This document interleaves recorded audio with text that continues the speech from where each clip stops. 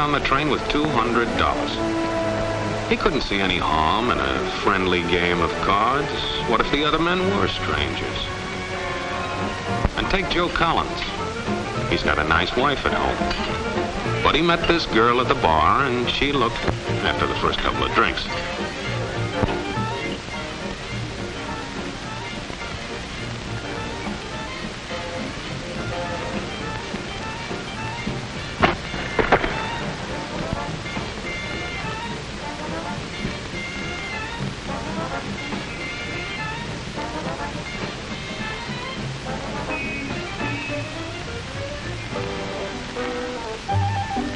There's a good old-fashioned word for people like this. We call them suckers. And there are other people. People who stay up nights figuring out how to take away what they've got. There are all kinds of games. Mike here, for instance. He's got everything in me. He's young, he's healthy, got a job. And he's got plenty of food. Big factories to make things a man can use. Big cities to do the business of a big company. And people. Lots of people. Enough to work the farm and build the factories, dig the mines, run the business. All kinds of people. People from different countries with different religions, different colored skins. Free people. They can live together and work together and build America together because they're free. Free to vote, to say what they please, go to their own churches, to pick their own jobs. Yeah, Mike's got something, all right. He's got America. But there are guys who stay up nights figuring out how to take that away from him. I happen to know the facts. Now, friends, I'm just an average American. But I'm an American. And some of the things I see in this country of ours make my blood boil. I see people with foreign money. I see Negroes holding jobs that belong to me and you. Now, I ask you, if we allow this thing to go on, what's going to become of us real Americans? I've heard this kind of talk before, but I never expected to hear it in America. This fellow seems to know what he's talking about. What are we real Americans going to do about it? You'll find it right here in this little pamphlet. The truth about Negroes and foreigners. The truth about the Catholic Church. Do you believe in that kind of talk? I don't know, makes pretty good sense to me. And I tell you, friends, we'll never be able to call this country our own until it's a country without. Without what? Yeah, without what? Without Negroes. Without alien foreigners. Without Catholics. Without Freemasons. You know these people. What's wrong with the Masons? I'm a Mason. Hey, that fellow's talking about me. And that makes a difference, doesn't it? These are your enemies. These are the people who are trying to take over our country. Now you know them. You know what they stand for. And it's up to you and me to fight them. Fight them and destroy them before they destroy us. Thank you.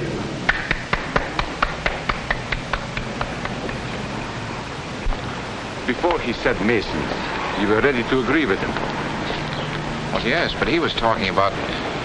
What about those other people? But in this country, we have no other people. We are American people. What about you? You aren't American, are you? I was born in Hungary, but now I am an American citizen. And I have seen what this kind of talk can do. I saw it in Berlin. What were you doing there? I was a professor at the university. I heard the same words we have heard today. But I was a fool then. I thought Nazis were crazy people, stupid fanatics. But unfortunately, it was not so. You see, they knew that they were not strong enough to conquer a unified country. So they split Germany into small groups. They used prejudice as a practical weapon to cripple the nation. Of course, that was not easy to do. They had to work hard to do it. You see, we human beings are not born with prejudices.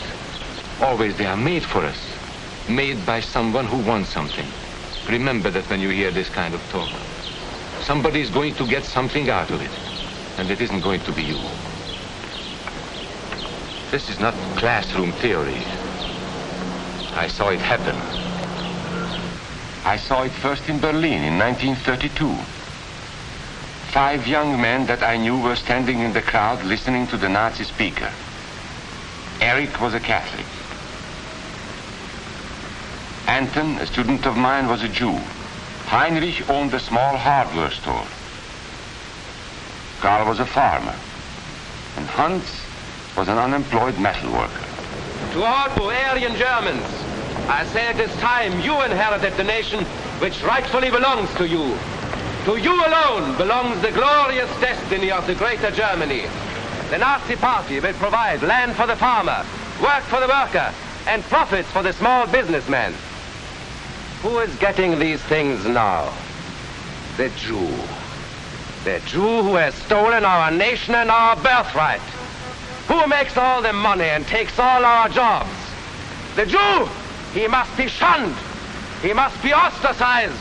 He must be eliminated. And the Catholics. We don't want our great nation run by a foreign church. We Germans will know what to do with these people when the time comes. They and their faith must be destroyed. Then there are the Freemasons. In Germany, we have no place for secret societies. There will be only one society, and that is the Nazi Party. There will be no secrecy about that in the new greater Germany. One by one, he attacked each minority and he split them off one from the other. These men were all fellow Germans when they came here today.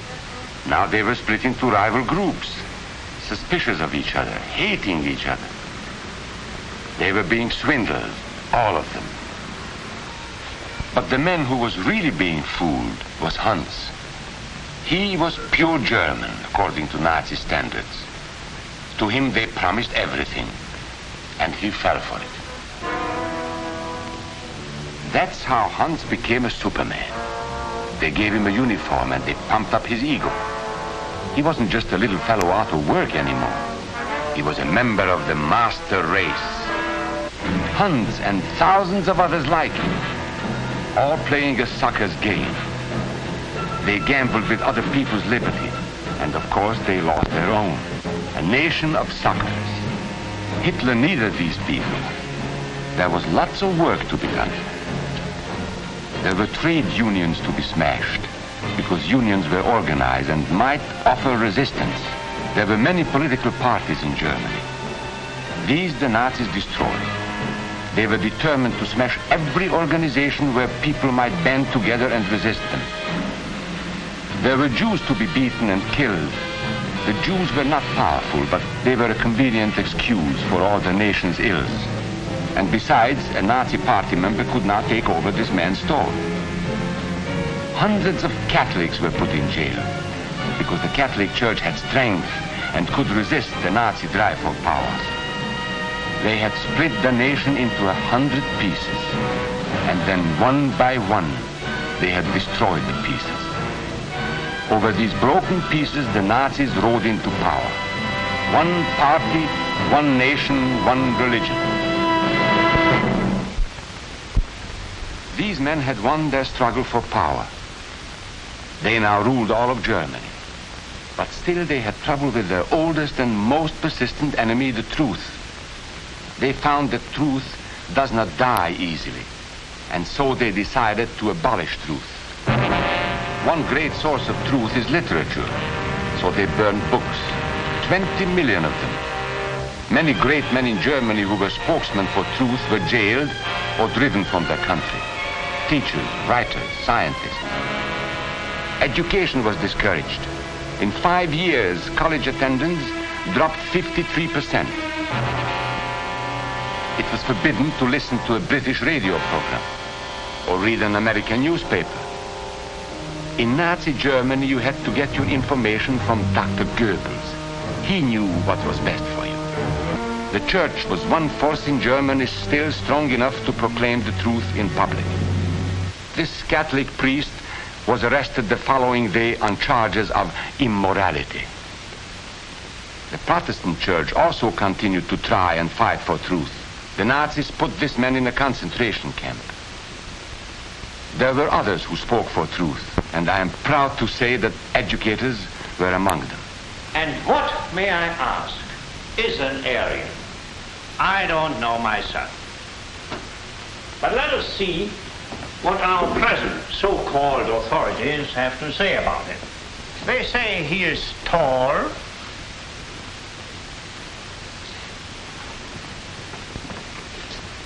slender,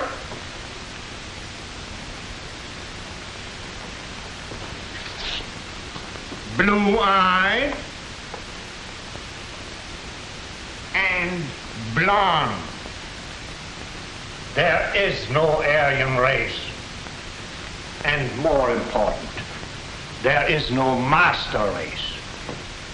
There are people who may find these ideas convenient, but science cannot support them. There is no scientific proof that there's any correlation between a man's racial characteristics and his native ability or character. In all racial groups, we find the same range of potentialities. We find idiots and geniuses.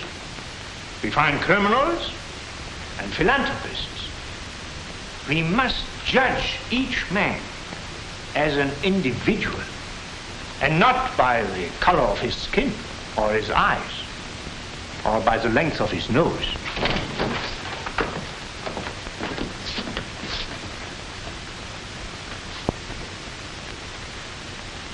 Come in, gentlemen. It's comfortable. And remember that there is no master race. That is a scientific truth. Anyone who tells you otherwise is lying.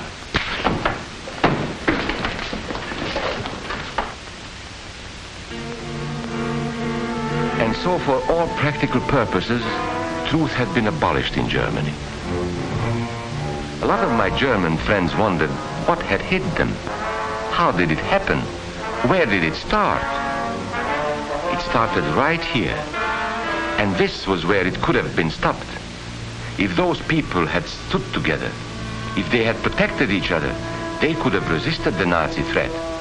Together they would have been strong. But once they allowed themselves to be split apart, they were helpless. When that first minority lost out, everybody lost out. They made the mistake of gambling with other people's freedom. Now let's see how those bets paid off. Karl the farmer was gambling on a better life for himself. What he got was extra hours of back-breaking work, as much as 100 hours a week. He was forced to stay on his land and produce what he was told to produce, because now Hitler was preparing for war. For Heinrich, who owned a hardware store, the bet didn't pay off either. 104,000 small businesses were closed in 2 years. And for Hans, conditions hadn't improved any. He had a job now in a munitions factory, but he worked long hours for little pay. The working conditions grew increasingly bad. And even though he didn't like the job, he wasn't permitted to leave it. And when Hitler decided the time was right, Germany went to war. Not by declaring war, but by a carefully prepared sneak attack. Once again, Hitler needed Hans to do his dirty work.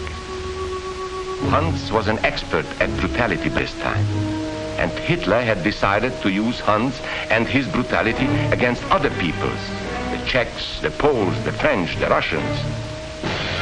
But in the crucial test of war, Hitler's race theories didn't pay off. His pure-blooded supermen were defeated by the mongrel armies he despised, by the British at El Alamein,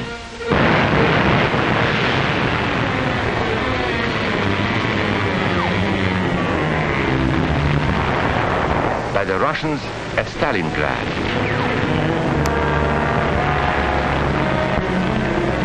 then on D-Day by American soldiers of every color and religion, who smashed across the Normandy beaches and drove on through to the heart of Germany.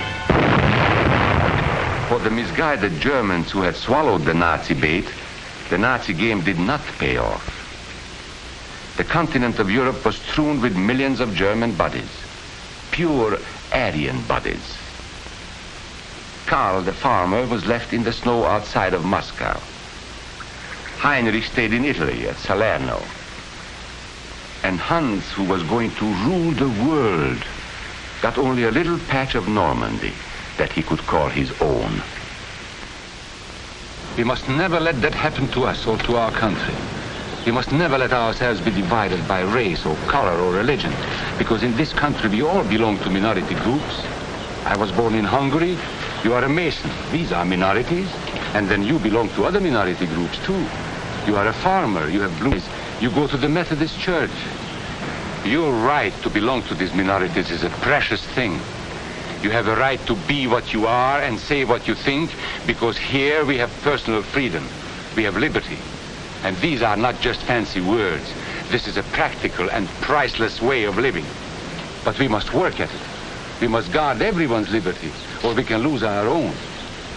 If we allow any minority to lose its freedom by persecution or by prejudice, we are threatening our own freedom. And this is not simply an ideal. This is good, hard common sense. You see, here in America is not a question whether we tolerate minorities. America is minorities. And that means you and me.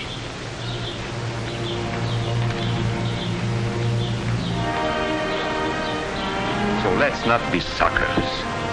We must not allow the freedom or dignity of any man to be threatened by any act or word. Let's be selfish about it. Let's forget about we and they. Let's think about us.